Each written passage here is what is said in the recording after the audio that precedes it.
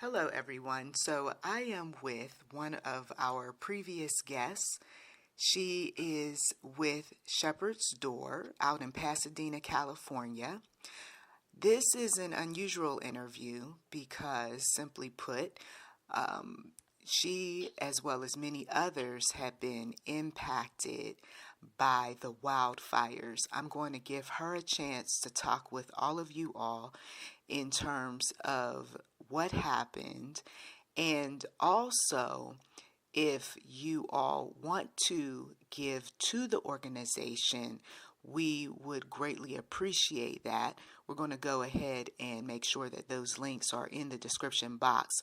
We are with the founder of Shepherd's Door, a domestic violence resource center. They also impact the youth in the Pasadena Unified School District, enlightening them on the impact of domestic violence. You are listening to Linda O'Fray. Are you there? Yes, I am. All right. Thank you so much for agreeing to interview with us today. How are you doing? Oh, hi, Nicole. Thank you so much for having me. I am better today. Each day is getting a little better and a little better. Though we know this is going to be a long road to recovery for us all. I am Linda O'Fray. I'm the executive director for Shepherd's Door, and I do live in Pasadena, California. And actually, I am about a mile away from the fires up in Altadena. And when I say Pasadena and Altadena, we are neighboring cities. There's only one street that separates Pasadena from Altadena, and that's Woodbury Avenue.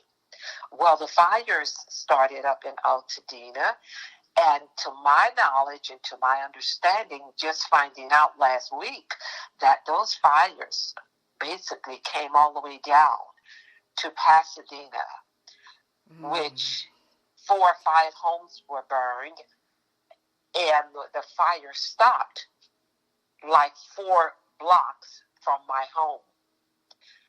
And that's amazing. I understand now why the smoke was so thick where we live, and why the smell was so strong, and why we had to evacuate. We did have to evacuate. Okay. We evacuated 6 o'clock that morning. And you said that earlier, you said that the fires, you were able to see them where you were. Yes, I can look out my kitchen window, and I can see the mountains, and I could see the fire blazing from my kitchen window. Mm-hmm. And then you said that your daughter saw on the map that the fires were pretty close, and you all had to get a grab-and-go bag? Yes. That particular night, I went to bed about 11 o'clock that night, and I saw the fires, and I told my husband, I said, we were just watching it, and we was like amazed, right? Couldn't believe what we were seeing. And I told him, I said, that fire looked like it's kind of close. And he said, no, it's up in the mountains. And so I was like, yes, but it looked like it's coming down. So I went on and I went to bed. He told her, go ahead on and get some rest. So I went to bed at 11 o'clock that night. My husband stood up to 4 that morning. Well, when he got up at 4 when he went to bed at 4 that morning, my daughter got up at 4:30 that morning. So they kind of tag team to watch the house, right? Right. At 6 o'clock, my daughter came in the room and she knocked on the door and she said, Mom and Dad, look at this map. And we looked at the map, and you could see the fire closing in on us. Jesus. Because there were everything around us was red, and there was a square of white. And she said, we got to go. Let's go. And we jumped up and we just started putting things and throwing stuff in the suitcases. Just throwing stuff in the suitcases. Right. And by the way, I have my granddaughter and I have a grandbaby, a great-grandbaby that lives with me. Oh, my goodness. So we had to get them up. Everyone started throwing things in the bag, and we jumped in the truck. Okay. and we were gone by 6:30 that morning. Okay, now tell me this. As far as smoke and the smells, I mean, did you all have masks on your face? Were you able, I mean, was it a cloud of smoke? What did the sky look like? Oh my goodness. Well, 6 o'clock in the morning, it was still dark. So it was even darker. Mm-hmm. It was even darker. And Oh, to be honest, we didn't even think about the mask. We really didn't. We just jumped up, threw some clothes on, mm-hmm. and jumped in the car and began to start riding, trying to find a place to go. We end up at the Hilton Hotel here in Pasadena. We were very lucky Wow. because we responded and act very early at 6 in the morning. Okay. So we were able to book 2 rooms, Okay. but we could not get in the room for 7 hours. Well, now, why was that? Well, because they had people had to check out. Oh. So when people checked out, they had to go in and clean up the room, and then we were able to go in the room. So we booked, we got in, but we sat in the lobby for 7 hours. Mm, mm, mm. Oh my goodness. And I imagine a lot of people were getting out of there once they saw the fire, like, tourists. Yes, yes. When we were very lucky, like I say, because we act real early. Mm-hmm. But by the time 8, 9, 10 o'clock came, Mm-hmm. oh my God, the Hilton was booked. There was so many people. Mm, mm, And people were crying and people were sobbing. And, it was a very sad morning. Now, you mentioned Altadena before we got on the recording. Can you tell us a little bit about Altadena? And I started to see interviews where there were African Americans that were being interviewed. Is this a predominantly African American community in Altadena? Just tell us a bit about that. And I know you said you knew something like 58 plus people lost their Mm-hmm. homes. Can you just give us some insight as to Altadena and what all that boots on the ground, what happened? Absolutely. Well, for one, I was a resident of Altadena for 26 years. Mm-hmm. That's where I raised my children. So when I moved to Altadena was 85-90% African American. Okay. Mm-hmm. And so, but since then, it has declined because you have a lot of our elders who passed away, and the children got the home, and the children sold the home, or the kids lost the home to property taxes, or the house was in probate. But yes, Altadena is a very, very family-like community. We all knew each other. We knew the business owners up there. Our children went to school together. It was a middle-class African-American city. Mm-hmm. Okay. And so we heard things about like insurance, like some of the insurance companies, they were dropping the fire insurance prior to the fires. Yes. Was that true for some of your friends? Well, so far, the friends that I have been able to contact, Mm-hmm. because it's a lot of them I still can't find. I don't know where to find them because, some people are gone. They've lost their phones. I'm calling some numbers and they're not answering. So, but 2 of them so far that I know have not had a problem with their insurance. Okay. But I did hear that. I'm not surprised at that because my family is were victims of Katrina. And that was a huge problem. When it comes to disaster, that's a major problem with insurance companies.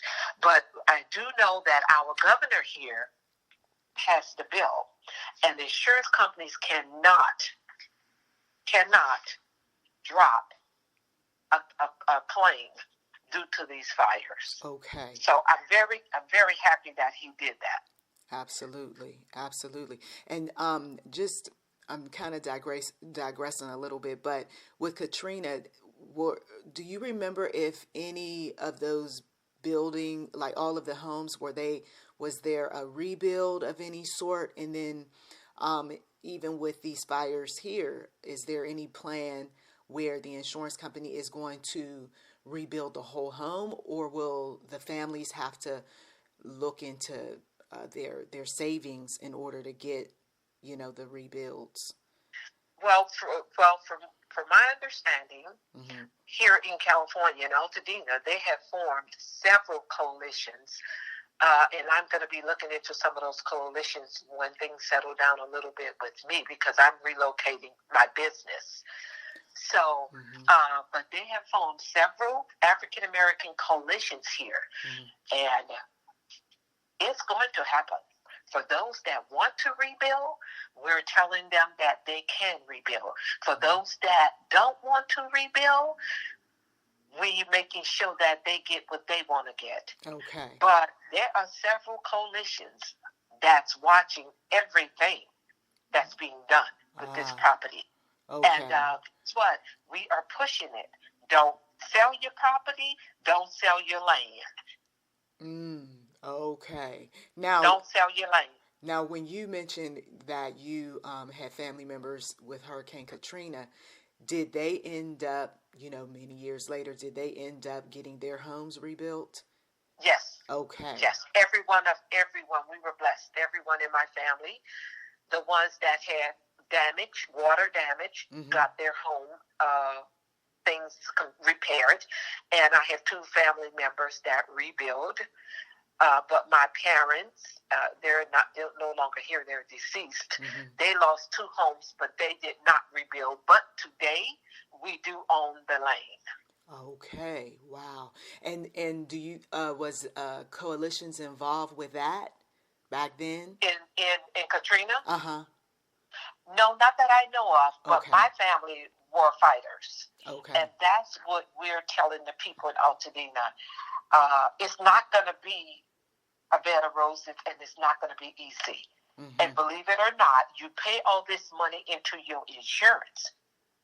And when it comes time for you needing your insurance gives you all kind of pushback. Well, we just found out FEMA came on, someone from FEMA, because a lot of people started doing GoFundMes. Okay? Right, because FEMA was only given, from what we understand, over $700. Well, okay, this is how FEMA works. Okay. FEMA came on the TV because a lot of people did GoFundMes, and that's the way I was able to track a lot of my friends. You have 57 black families alone that have lost their houses in Altadena. And these are people 50 and over. A lot of these people are 65, 80, 78. A lot of them are seniors. Which would be an easy target. Yes. FEMA came on the TV, and FEMA said that for those who have a GoFundMe, you are jeopardizing your eligibility. Now that's interesting. So to set up a GoFundMe, if FEMA knows about it, then that could impact your eligibility and how much you get from FEMA. So now this 700 something, is this like a monthly payment or something? Do they gradually roll this out? I mean, with FEMA? Yes. Well, they do it different ways. My family, they all got a check. It's not a payment thing. Okay, it's like a lump sum check. Yes, yes. And it varies, like from $700 on up. Yeah. Well, the $700 is not all they're going to get. The $750 is just something that FEMA gave you to put in your pocket. Because remember, they lost everything. So some people didn't have their wallet. So therefore, they can't buy no food. Right. They lost all their clothes. Mm-hmm. So the $750 is just immediate to get immediate needs. Buy your pair of shoes. Go get some food to eat. Right. But that don't have anything to do with your property. Your insurance company is going to do the property thing. Okay. Now, with FEMA, the eligibility with GoFundMe, the reason why a lot of people started GoFundMes, because how do you expect people to live? So people were able to raise money to help them get an apartment or to help them rent a place. Mm-hmm. So FEMA, we feel, done captured all those GoFundMes. I'm sure they have. Mm-hmm. Mm-hmm. Right. I'm sure they have. Of course. And the lady said that it can impact your eligibility. So she used, for example, she said, okay, for example, you set up a GoFundMe to help rebuild. So what it is certain words you cannot use. So your insurance company gonna help you rebuild. So maybe you need to use that other money with GoFundMe for other bills, because remember, they don't have a home, but guess what? The bills go on. The bills go on. Right, exactly. And then property my taxes. My car notes still have to be paid, even though my car got burned out. Right. My child, my insurance still have to be paid. You guys, they didn't tell us not to pay it. Right. So people still have bills and responsibilities. Exactly. So this is why they started GoFundMes. People are trying to find a place to live. You can't go and rent a place and don't have any money. Mm-hmm. Exactly. And so now that's a whole nother challenge that we're hearing on the grounds, because I've been working a lot of the donation centers. You're hearing on the ground that people can't find a place to live. Mm-hmm. Mm-hmm. Because the rent is so expensive. And the lady that you spoke of that was giving you this information, was she someone who worked with FEMA, or was this a victim? Oh, no, she came on the news. She was on the news. Oh, okay. But I know some things from FEMA from the experience my family went through. Okay. So was she like a FEMA representative that was on the news giving information out? Okay. Yes. All right. Now we briefly mentioned something about business earlier. Can you share with us what's going on? Because I know Shepherd's Door went from one location, and we talked about that in the past, to a new location. How's that transition, and what are some needs that you're going through right now since the impact of the wildfires? Well, I'm in the process of relocating now. When the fires hit, that changed the whole ball game, because where we are relocating now became a donation center. And so they've been a donation center since the 7th of January when the fires hit, which meant we never got a chance to do the paperwork and all that kind of stuff. So believe it or not, I am going today to do the paperwork, because they no longer are a donation center. They're moving to a donation storage. Okay. So I'm going to start the process again, but I'm all packed. We started packing and things like that. We move into a new location, and it's still going to be in Pasadena, and the needs are huge now, because now you're talking about an increase in domestic violence. That's right. And the thought crossed my mind. I'm like, Shepherd's Door, is the nonprofit going to have to pivot? And then I thought about it. I'm like, no, it's not going to pivot, because you got people frustrated. They were already frustrated in their relationships prior to the wildfires, and now they're looking for a punching bag because of everything else that happened. That's right. Well, we're already seeing it. We are already seeing it. We're already getting the calls. So we are gearing up. I have 2 more new volunteers coming on board, and we need more staff because this is going to be for the long haul. Because when you're talking about frustration, you're talking about families pulling together in 10 and 15 people in a home. And I know that because I know it from my own family. Mm-hmm.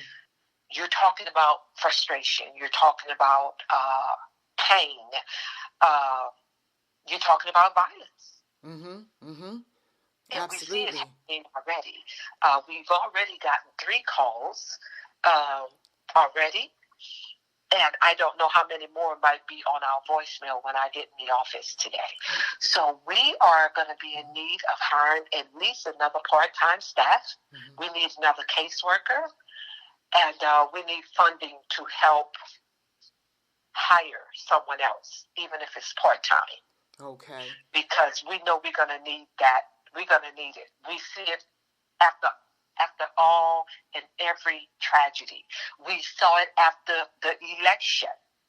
That's the other thing too. Yeah. Now the day you after got the day after the presidential election, mm-hmm. we had 12 calls of women seeking shelter. Oh, Jesus. And then of course now with the inauguration. Yes. It's a lot. And I'm just trying now I feel very I feel displaced. I feel unorganized because I started packing stuff. Things are in a box, but business go on. People need help, and they need help more now than ever. Mm-hmm.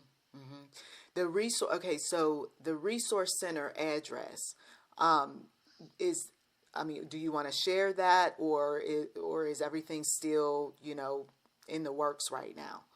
Everything is still in the works right now. Okay. But I can give my website, mm-hmm. and if anyone is interested in donating, or we definitely can use all donations. There's not not too small and not too big. I can give you our website. Because we are a domestic violence program, we are not at liberty to give out our address. Right. So I can give P.O. Box.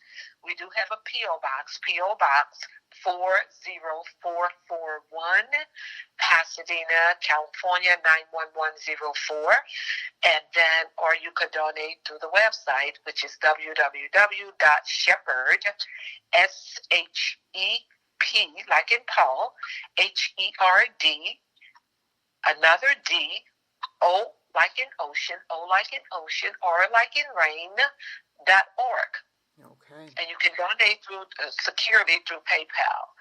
Okay. But we need all donations. We already know that we are in for the long haul, and we're in for a ride here. And we do know that the violence is going to increase because it always does. And we see it today. So we need more staff. We also need funds to help these victims of the fires find places, get into a place. These folks don't have anything, so they're starting all the way from the beginning. We did find out so far that we have 3 clients that lost their apartment in Altadena, and we placed those women there.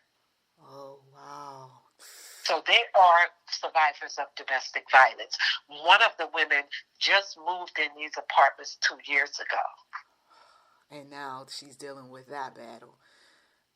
So we have 3 that was in Altadena, and we have 2 seniors that we placed that were survivors of domestic violence with their grandchildren. Oh, that's right. That tends to happen too. Yeah. Shine a light on that a little bit, because I know we talk about the heterosexual types of domestic violence and same sex, but then there's the elder abuse that goes on. Elder abuse is very, very, the statistics is very high in elder abuse. And with the elder abuse, you have a lot because the cost of living is so expensive. And it's not just here in California, but the cost of living have risen everywhere. And if your cost of living is constantly going up and your salaries are not going up, then it's gonna become a problem. So you have so many children are coming back home with their grown children. Mm-hmm. Therefore, they're coming back home with their children that are grown to their mother, and so these grandmothers are becoming a victim of these grandchildren abuse. And a lot of times, the grandmothers also, grandparents, take the grandchildren in because the grandchildren cannot get along with the mom. Right. Or the mom's boyfriend, or whatever it is. And they take these grandchildren in, and these grandchildren begin to be controlling and abusive. And so now you have a problem with grandparents. First of all, I'm 75, I'm 78, or whatever. I'm 80 years old. I'm afraid of my 24-year-old grandchild. Right. Or I'm afraid of they're afraid. Mm-hmm. So then they call, we might get a referral or we might get a call. And so that's when we step in and we try and get grandmother out and away from that child. In both cases with us, with the two seniors, we had to remove the seniors out of the home. And it was their home, but they were renters. Mm-hmm. Mm-hmm. But they were ready to leave their homes. That was the only way they was going to get from under their grandchildren. Right. Mm-hmm. And so we were able to put both of those seniors in a senior living. That's amazing work. And so now that this has happened with the wildfires, now you're having to do this all over again. All over again. Those two seniors are living in the convention center. Jesus. So, okay. Now, before this happened, you were going to each one of these schools, and you were bringing awareness over in the Pasadena Unified School District, bringing awareness to these subjects, the domestic violence, dating violence, these sorts of things. Can you tell our listeners a bit about that portion of what Shepherd's Door does for the youth? Well, we go into the schools, and it's been about 15 years now, but we go into the schools and we teach on healthy versus unhealthy relationship education. But we also this year are doing anger management and emotional intelligence for youth. And so currently, as we speak, that's something that we are scheduled to do right now as we speak. So far, we have done 16 workshops the first semester of the school year. So as of December 31st, we have done 16 workshops. Well, we are scheduled to do 23 more workshops between tomorrow and the end of the school year. But we have a school that was partially burned. And we also have many students that are homeless and have lost their homes in Altadena. You're talking about maybe 12 or 1,500 students that have been impacted by the fire. That's a lot. So now the schools that we have left to go into is not even open right now because of smoke damage. That's right. So that means that they're back. Well, if they don't have a home to do remote schooling, then it's a huge problem. It's a huge problem. It's a huge problem. It has impacted the schools as well. So therefore, it has impacted us in that way. We had to cancel all 23 workshops right now because we don't know I was at an event yesterday in which the superintendent spoke and gave an update on what's happening with the schools. So some of the schools are opening back up right now. There's only 2 high schools that are open up right now, but the rest of them are elementary schools. We also lost a middle school, which was Averson School in Altadena. So you have 1,500 students that are homeless, that are not in school right now. Oh, my Lord. And they may not be able to come back to Pasadena Unified. Families have to go where they can go, right, to get to live. But then if you have the mom who not only did she lose the house, but she's also lost her car, now it's going to be difficult to bus the children to some other school district. The challenges, oh my goodness, it's a lot. And then you have teachers that have lost their homes, so you have an impact with the teachers now. I can't remember really how many teachers she said, but they have a lot of faculty that lived in Altadena that lost their home as well. So it has impact everything. You're talking about the businesses. There are people that lost their home and their business. There was talk prior to this about the Olympics coming to LA. And I myself, like your daughter, I took a look at the map and I saw along the coastline where a lot of those homes were when the fires showed up. And then it looked as if just everything else, they started from the mountains and then just kind of spread down to the coastline, it looked like, from looking at the map, all up and down that coastline in LA County.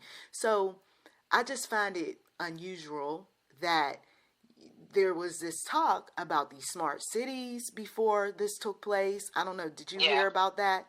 I didn't hear about that, but someone just brought that to my attention. I didn't hear about it back then, but I heard about it, I think about a week ago, someone was talking about it.